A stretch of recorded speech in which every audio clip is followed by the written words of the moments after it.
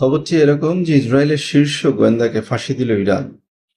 আসলে এই গোয়েন্দা ইরানের মধ্যেই লুকিয়েছিল, মোসাদের হয়ে কাজ করত এবং টপ মোস্ট ওয়ান্টেড হিসেবে ইরান সরকার তাকে ঘোষণা করেছিল। গত 12 জুন যে যুদ্ধটি শুরু হয়েছিল, সেই যুদ্ধের জন্য তাকে অনেকাংশে দায়ী করা হয়। এর কারণ হচ্ছে যে তিনি মোসাদের হয়ে বিভিন্ন সময় বৈঠক করেছেন এবং 12 জুন থেকে এই পর্যন্ত ইরান অন্তত 10 জনকে ফাঁসি দিয়েছে যারা মোসাদের সাথে সরাসরি সম্পৃক্ত ছিল এবং গুপ্তচর বৃত্তি করে আসছিল।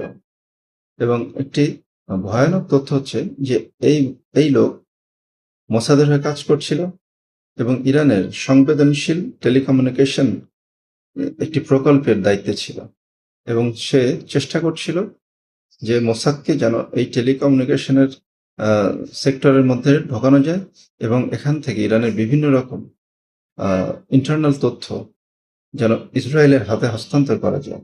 এরকম একটি চেষ্টা সে করে যাচ্ছিল দীর্ঘদিন যাবৎ এবং অবশেষে সে গ্রেপ্তার হয়েছিল এবং গতকালকে তার ফাঁসি কার্যকর হয়েছে। এখন দেখার বিষয়, ইরান সামনে আরো কতজন এরকম মোসাদের এজেন্টকে তার দেশে গ্রেপ্তার করতে পারে এবং তাদের ফাঁসির রায় কার্যকর করে। ধন্যবাদ।